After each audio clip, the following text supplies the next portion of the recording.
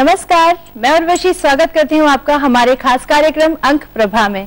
दोस्तों, हर व्यक्ति महत्वाकांक्षी होता है, अपने लक्ष्य की पूर्ति के लिए नए नए रास्ते चुनता है और उन रास्तों पर कई परेशानियों का सामना भी करता है। इन सभी परेशानियों का समाधान बताएंगे हमारे अंक ज्योतिषी और बॉडी लैंग्वेज विशेषज्ञ डॉक्टर कुमार गणेश 369। डॉक्टर साहब, बहुत बहुत स्वागत है आपका हमारे कार्यक्रम में। जय श्री राम। सबसे पहले तो हमारी कृपा त्रयी परम पूज्य गुरुदेव देवराहा बाबा, माँ बगलामुखी और घोटे वाले को प्रणाम। जय जीवन माता। एक सामान्य सी जिज्ञासा होती है लोगों में कि अंक ज्योतिष है क्या, कितना और कैसा इसका कलेवर है। देखिए, अंक ज्योतिष की जहां तक बात करें तो आदमी के जीवन में उसके व्यक्तित्व के साथ दो तरह के अंक बड़ी गहराई से जुड़े होते हैं।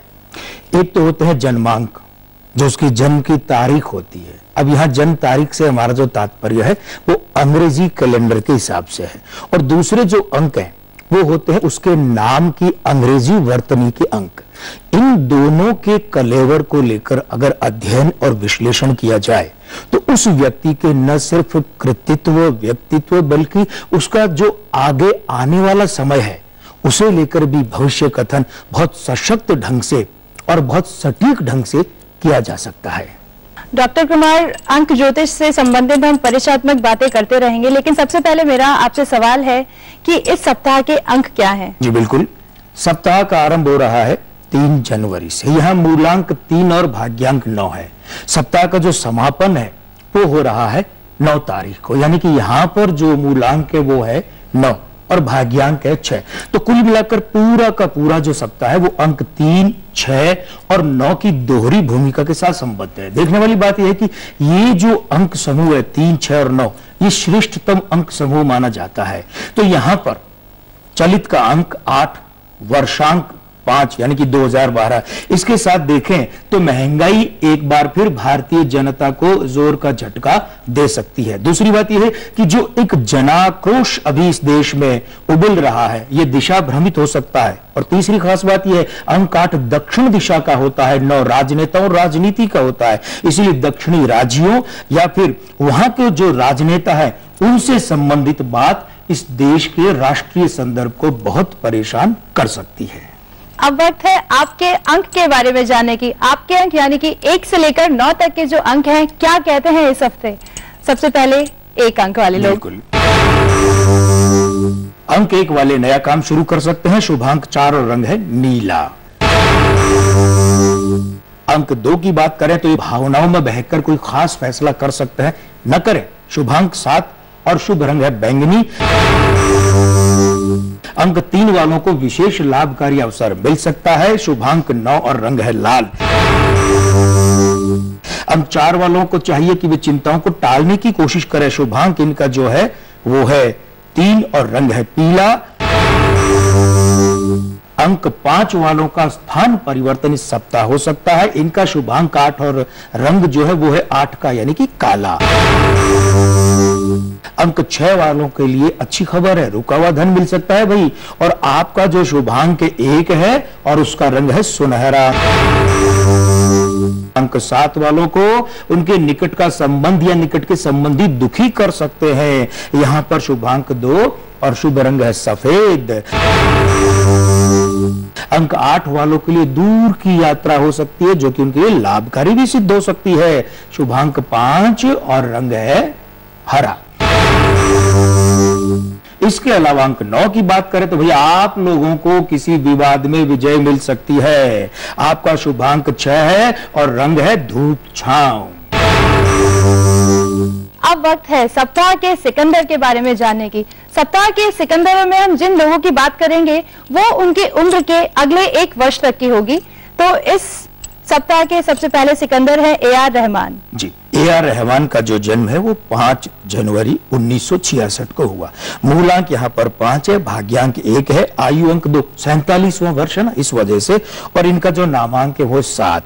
तो भाई देखिए, पहली बात यह कि अगर भारतीय फिल्मों या हिंदी फिल्मों के संदर्भ में बात करें तो इस वर्ष उनकी फिल्म को सफलता न मिले, ऐसा हो सकता है। हाँ, विदेशी धरती पर या विदेशी फिल्म अगर हो तो उसे सफलता और अच्छी सफलता मिल सकती है। और तीसरी और खास बात यह है कि AR रहमान को उम्र के इस वर्ष में अपने स्वास्थ्य और अपने निजी जीवन को लेकर खास ध्यान देने की जरूरत है। और सप्ताह के सिकंदर में दूसरी सिकंदर हैं ममता बनर्जी। भाई ममता बनर्जी जिन्होंने की पश्चिमी बंगाल में जो सत्ता संभाली और उसके बाद से बराबर वहां पर अनवरत लगी हुई है सुशासन के लिए। तो देखिए 5 जनवरी 1955, मूलांक 5, भाग्यांक 8, आयु अंक इनका जो 458 वर्ष के कारण, और उसके बाद में नामांक 5। यहां पर इनके यहां मूलांक और नामांक दोनों 5 है, लेकिन बॉडी लैंग्वेज में वो जो है उतना सशक्त अवस्था में नहीं है। 25 सितंबर 2012 तक ममता बनर्जी जो है इनकी और यूपीए सरकार के बीच में खींचातानी संभव है। दूसरी बात यह है कि इनको अपने राज्य में बतौर मुख्यमंत्री प्रशासनिक नियंत्रण रखने में जोर आएगा। और तीसरी खास बात यह है कि ये अपने भाग्यांक 8 और मूलांक और नामांक 5 की खींचातानी के कारण से अपने क्रियाकलापों के कारण कुछ विवादों को जन्म दे सकती हैं। तीसरी सिकंदर दीपिका पादुकोणे। देखिए जब आपने बात की है सिकंदर शब्द को लेकर के, तो दीपिका पादुकोण 5 जनवरी 1986, 27वां वर्ष, मूलांक जहां 5 है, भाग्यांक 3 है, तो वहां आयु अंक 27 वर्ष के कारण 9 हो गया है और नामांक 1 है। भाई वाकई ये इनके जो अंक है वो कह रहे हैं कि सिकंदर है उम्र के इस वर्ष में फिल्म को बड़ी सफलता मिल सकती है। दूसरी बात, बड़ी फिल्म भी उन्हें मिल सकती है। और तीसरी खास बात यह है कि इनका जो निजी जीवन है वो या इनका जो प्रेम संबंध है वो रूप बदल सकता है उम्र के 27वें वर्ष में। तो ये तो थे इस सप्ताह के सिकंदर। मूलांक, भाग्यांक और नामांक क्या होते हैं हम जरूर जानेंगे। अभी मैं ले रही हूँ एक ब्रेक, आप कहीं मत जाइए, हम हाजिर होंगे एक छोटे से ब्रेक के बाद। ब्रेक के बाद एक बार फिर स्वागत है आपका अंक प्रभा में। डॉक्टर कुमार, हम बात करने वाले हैं मूलांक, भाग्यांक की। ये क्या होते हैं, कैसे हम इनको जान सकते हैं?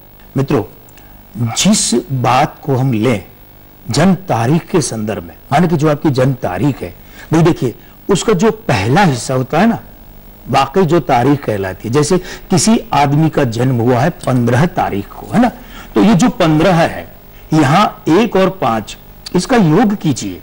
ये योग करने के बाद में आपको अंक मिला 6। तो ये जो 6 का अंक है, भले चाहे वो 24 तारीख है, आप उसका योग करेंगे तो भी 6 मिलेगा, अकेला 6 है तब भी 6 हुआ ना। तो ये जो अंक बना, ये अंक है मूलांक, आपके जन्म का मूलांक। इसके बाद में रहा सवाल भाग्यांक, उसकी बात करें तो भी भाग्यांक में क्या होता है कि आपका जो जन्म का अंक है, जैसे कि 15 तारीख, उसके बाद में जो जन्म का महीना है उसका अंक, जैसे कि मान लीजिए मार्च का महीना है, तो यहां पर जो मासांक है ना, मार्च का अंक वो बना 3। तो पहले हुआ 15, उसके बाद में आया 3। उसके बाद जैसे मान लीजिए किसी का जन्म हुआ है 15 मार्च 1980 को, तो यहां पर सिर्फ 80 नहीं लिखेंगे, यहां 1980 और इसका योग करेंगे तो इसका योग बना 18। फिर उस 18 का महायोग कीजिए, वो बना 9। अब देखिए मूलांक बना 6, है ना। 15 मार्च 1980 वाले व्यक्ति का मूलांक 6 और इसमें जोड़िए मार्च के अंक 3, तो कुल कितने हो गए? 9। और उसके बाद में जो वर्षांक है, जो हमने 18 से 9 बनाया था, वो 9। अब उसे भी जोड़िए तो फिर ये 9 और 9 मिलकर हुए 18, यानी 1 और 8। इस 1 और 8 को फिर जोड़िए, ये बने 9। यानी कि ये जो 15 मार्च 1980 को जन्मा व्यक्ति है ना, इसका भाग्यांक बना 9। तो मूलांक कितना हुआ? 6, भाग्यांक हुआ 9। यहां इसके साथ में एक बात और भी आप टांक लीजिए कि यहां जो मासांक है वो कितना हुआ? 3 और जन्म का वर्षांक।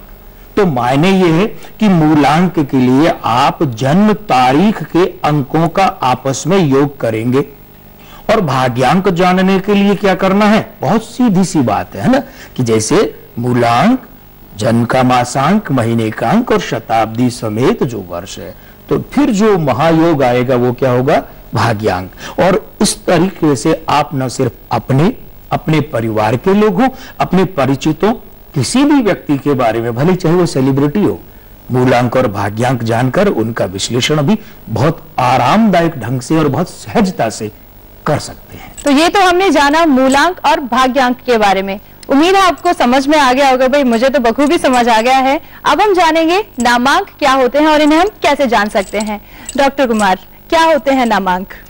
अंक ज्योतिष के परिप्रेक्ष्य में बात करें तो बहुत सशक्त अवस्था आती है नाम की और नामांक की। भाई शेक्सपियर ने जो कहा कि नाम में क्या रखा है वो किसी और संदर्भ में कहा होगा, उसको जीवन के हर पहलू में हर तरह से लागू करना समझदारी का काम नहीं है। और अंक ज्योतिष में तो नाम में क्या रखा तो छोड़िए, नाम में ही बहुत कुछ रखा है। और किसी किसी ऐसे मामले में कि जब जिस व्यक्ति की बात करें अगर उसकी जन्म तारीख हमें सही नहीं पता है तो भाई नाम में ही तो सब कुछ रखा होता है, और उस नाम का जो अंक है वही है नामांक।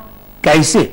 तो देखिए अंक ज्योतिष में क्या होता है, जो लिपि चलती है ना अक्षरों की, भाषा की, वो तो है अंग्रेजी वाली नहीं कि रोमन, लेकिन यहां पर जो अंक इनको अलॉट किए गए हैं, वितरित किए गए इन अक्षरों को, वो है इजराइल की भाषा हिब्रू के अंक। यहां पर क्या होता है कि जन्म के साथ में जो जन्म तारीख हमें मिली है ना, वो इस जन्म में हम तो क्या भगवान भी नहीं बदल सकते। तो माने ये हुआ कि जन्म का जो मूलांक है, मासांक है, वर्षांक है, भाग्यांक है, चलित का अंक है, उसमें तो तब्दीली की कोई गुंजाइश नहीं बनती है। तो फिर अब अगर किसी भी व्यक्ति को सीधे सीधे से अंकों का उपचार बताया जाए तो भाई हमें थोड़ा बहुत तब्दीली का हाथ रखने का जो जगह उसका स्थान मिलता है वो कौन सा? नामांक। देखिए नामांक को यूं देखा जाना चाहिए कि एक तो नाम का जो पहला अक्षर है वो आपके अनुकूल है या नहीं है, और उसके बाद में उससे बनता है पूरा नाम। अब हम एक उदाहरण लेते हैं कि जैसे आपका नाम जो उसकी अंग्रेजी वर्तनी क्या बनती है? यू, और पूरा अगर इसको स्पेल करें तो URVASHI। अब देखिए यहां पर जैसे इनके नाम की अंग्रेजी स्पेलिंग है, उसका जो पहला अक्षर है यू, तो आप देखें कि इस यू के लिए जो अंक है वो है 6, उसके बाद में आया आर, उसके लिए अंक हुए 2, फिर उसके बाद में यहां पर वी की बात होती है तो वी के अंक है 6, और उसके बाद में ए, एक अंक होता है 1, फिर है एस, इसके अंक हैं 3, एच उसके अंक है 5, और उसके बाद में आई, तो आई का अंक बना 1। अब यहां देखिए पूरे के पूरे जो अंक बने हैं इनको जोड़िए, जोड़ने पे क्या बनता है कि देखिए यहां पर आपकी जो यू है उसके हुए 6, उसके बाद आर के इसमें जोड़े 2 तो कितने हो गए? 8। उसके बाद में बी के 6 जोड़े तो कितने हो गए? 14। फिर उसके बाद में ए का 1 जोड़ा तो 15 है, फिर एस के 3 जोड़े तो 18, एच के 5 जोड़े तो 23, और आई का 1 जोड़ा तो 24। यानी कि यहां पर उर्वशी जी का जो नाम है उर्वशी, इसका जो वृहद अंक है, कंपाउंड नंबर है, संयुक्त अंक है, वो बना 24। अब हम इस 4 और 2 इन दोनों को जोड़ लें, 24 को आपस में जोड़ें तो यहां पर जो इनके नाम के इस शब्द का मूलांक बना वो बना 6। आप अपनी स्क्रीन पर बाकायदा ये जो अंक हैं इन अक्षरों के वो देख सकते हैं, नोट कर लीजिए, और फिर न सिर्फ अपने नाम के साथ में ये एक गणितीय जो योग है इसका प्रयोग कीजिए, बल्कि साथ ही साथ दूसरों के लिए भी कर सकते हैं। ध्यान ये दीजिएगा, कभी कभार ऐसा होता है कि मान लीजिए जैसे इनके नाम में है वी की जगह डब्ल्यू लिख दिया, क्योंकि भाई जो व है वो वी से भी बनता है, वह डब्ल्यू से भी बनता है, तो कोई फर्क नहीं पड़ेगा। कैसे? क्योंकि यहां हिब्रू भाषा के जो अंक वितरित हुए हैं ना, यू, वी और डब्ल्यू तीनों को 6-6 है। हाँ, इतना अवश्य ध्यान रखना है कि इस स्पेलिंग में, इस वर्तनी में जो अंग्रेजी की है, अगर हल्की सी भी छेड़खानी कर दी जाए तो अंक बदल जाएंगे।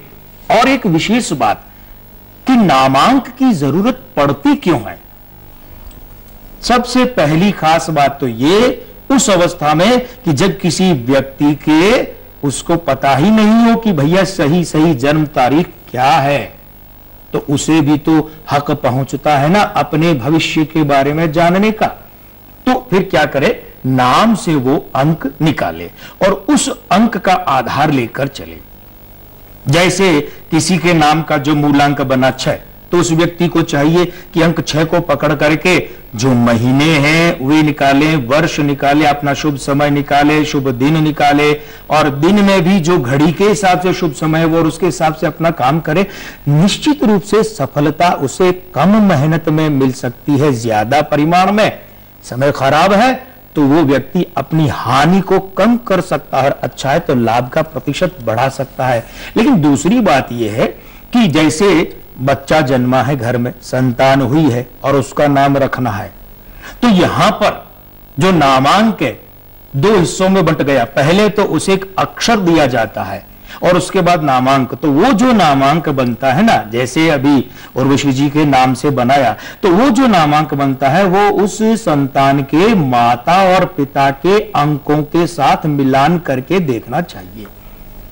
अन्यथा क्या होता है, कई लोगों के जन्म के अंक तो बहुत अच्छे होते हैं, बॉडी लैंग्वेज में भी वे अंक होते हैं, लेकिन नामांक में वे जो अंक हैं वे खिलाफ में होते हैं, अर्धमृत अवस्था में होते हैं या मृत अवस्था में होते हैं।